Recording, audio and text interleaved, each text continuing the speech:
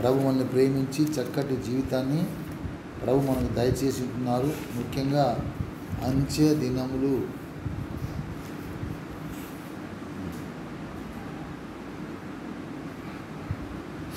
చక్కబెట్టుకునే దినాలు. ఏంటమ్మా, రాజుల్ని దేవుడు హెచ్చరించేవాడు. కొంతమంది, నీ ఇల్లు చక్కబెట్టుకో, ఇక నువ్వు నీ యొక్క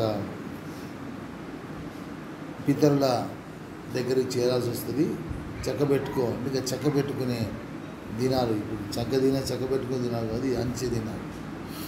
అంచె దినాలు సోదరుడా, నేను చెప్పే దాంట్లో ఏదో మామూలుగా చెప్తున్నాను అనుకోవద్దు. మనకంతా ధైర్యం ఉంది, బలం ఉంది అనుకొని ఇది బలానికి సంబంధించింది కాదు, ధనానికి సంబంధించింది కాదు, వయసుకు సంబంధించింది కాదు. అమ్మా, ఎవరికో 60 ఏళ్ళ తర్వాత వస్తాయని కుర్రోడు చచ్చిపోవట్లేదమ్మా. ఏమో ఆ వైరస్ ఇంకా పెరిగి అందరినీ నాశనం చేసేంత ఒక స్థితిలో రావచ్చు. ప్రస్తుతానికి ఎంతో భయంకరమైన స్థితిలో ఉన్నది. అది మాత్రం 100% నిజం. ఎంతగా తెలుసుకుంటున్నామో సోదరుడా, అంతగా సిద్ధపడుతున్నామా అనేది ప్రశ్న. దేవుని యొక్క ప్రేమను చూద్దాం. అక్కడ దేవుడు మనకెంతో ఆయన దయలో, ఆయన యొక్క ప్రేమలో మనకు దాన్ని తెలియపరుస్తున్నాడు.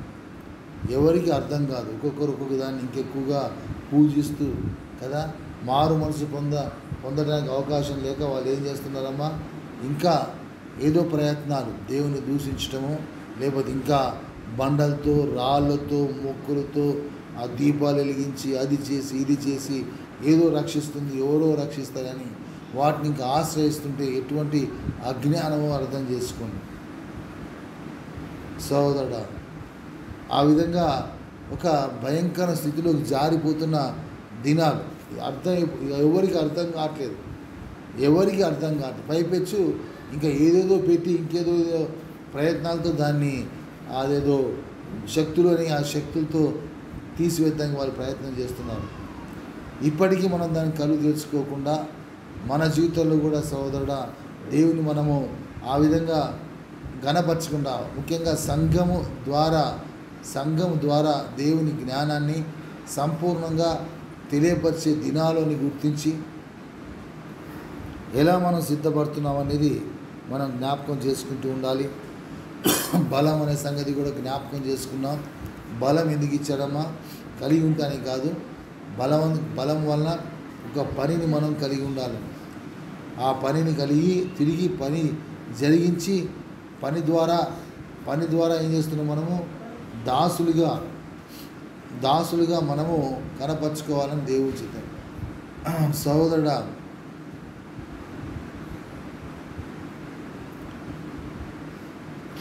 మన పాత జీవితం కానీ,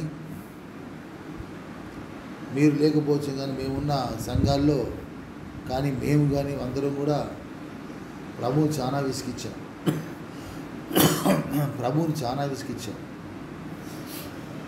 యేసు ప్రభు బిడ్డమని చెప్పుకొని తప్పు చేయటం క్షమించమని అడగటం. ఏంటమ్మా, తప్పు చేయటం క్షమించం. ఎందుకంటే నువ్వు క్షమించే దేవుడు కదా. తప్పు చేయటము క్షమించమని. రాత్రి నిద్రపోతుంది, మళ్ళీ పొద్దున్నే లేవేమో అని చెప్పేసి నిద్రపోయేటప్పుడు కన్ఫ్యూషన్ చాలా భయంకరంగా ఉండేది.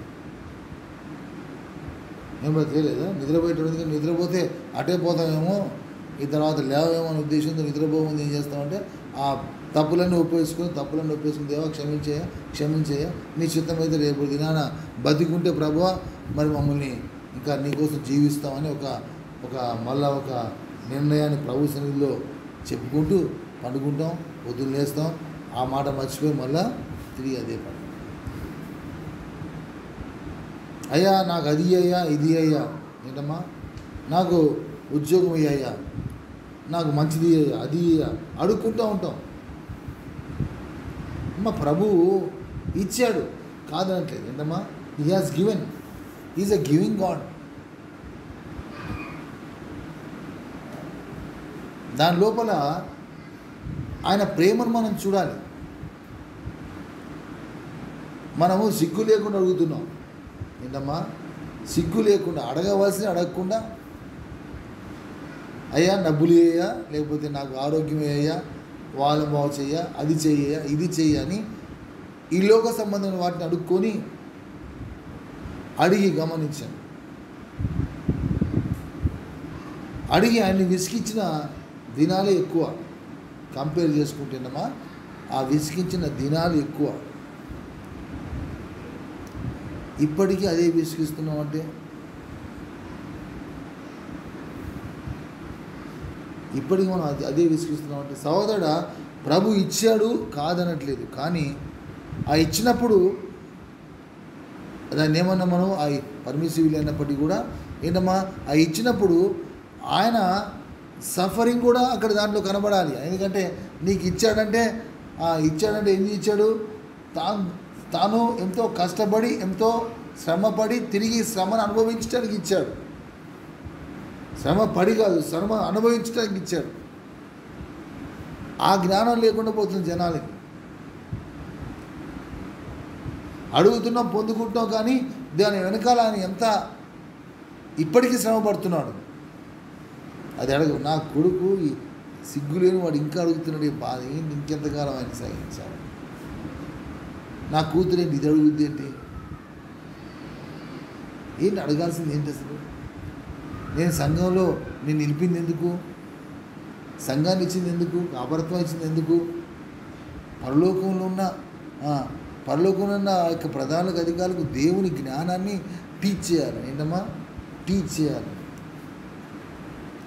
ఎందుకంటే పరదేశంలో ఇంతకుముందు టీచింగ్ ఉంటే ఇప్పుడు ఎక్కడికి వచ్చింది, ఇది సంఘంకి వచ్చింది. కాబట్టి సంఘంలో ఇక్కడ టీచింగ్ ఉండాలి. ఆ విధంగా టీచ్ చేయాలని చెప్తే ఇంకా అర్థం చేసుకోకుండా ఇంకేం అడుగుతారేటమ్మా, ఇంకేం అడుగుతారు?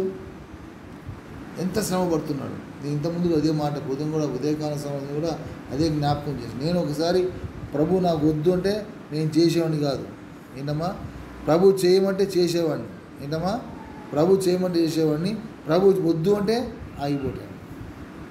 మళ్ళీ ఆయన మళ్ళీ ఏం చేస్తాడు, కొన్నిసార్లు చెయ్యా అంటాడు. ఏంటమ్మా, చెయ్యా అంటాడు. నేను చేస్తానా? నేను చేయనమ్మా. చెప్పేది ఎవరమ్మా? దేవుడే. జ్ఞానం కావాలి, అక్కడ జ్ఞానం కావాలి. ఎందుకు చెప్తున్నాడు, ఎలా చెప్తున్నాడు, ఏ హృదయంతో చెప్తున్నాడు, ఎంత బాధతో చెప్తున్నాడు. ఆయన వద్దు అన్నది మళ్ళీ తిరిగి నేను చేయమంటున్నానంటే నీవు ఎంతగా విసిగిస్తున్నావో, నీ మొహం ఎంతగా మార్చుకున్నావో, నీ యొక్క హృదయం ఆయనకు తెలిసిపోతుంది. నా హృదయం ఆయనకు తెలుసు. అందుకే ఉన్నాడు, సరేలే కానీలే అన్నట్టుగా ఆయన ఒప్పుకుంటున్నంటే ఎంత కష్టపడుతుండో ఆ కష్టాన్ని గుర్తించమంటున్నామా? ఆ బాధను గుర్తించండి, నేను అందుకే ఒకసారి ఆయన వద్దు అన్న తర్వాత మన ఎప్పుడు కూడా ఆయన చేయమన్నా కూడా నేను చేయనని నిశ్చయం తీసుకొని ఆ పని చేయకుండా ఉంటాను. అటువంటి నిర్ణయాలు సంఘంలో ప్రతి ఒక్కరు తీసుకోవాలని దేవుని చిత్తం అంటున్నాను. లేకపోతే ఆయన విసిగించే వాళ్ళం అవుతాం.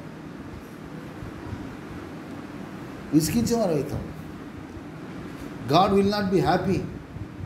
ఆయన ఏంటమ్మా, ఇక నువ్వు కిసిగిస్తే నీకు పని చేద్దా, ఇదేనా ఇంక వేరే పని ఆయనకి ఏం లేదా? నువ్వు తప్పు చేయటం, వచ్చి సరి చేసుకోవటం, మళ్ళీ వచ్చటం, మళ్ళీ ప్రభు పోనీ ఆయన ఇదేనా, ఇంకా వేరే పని ఏం లేదా అమ్మా ఆయనకి?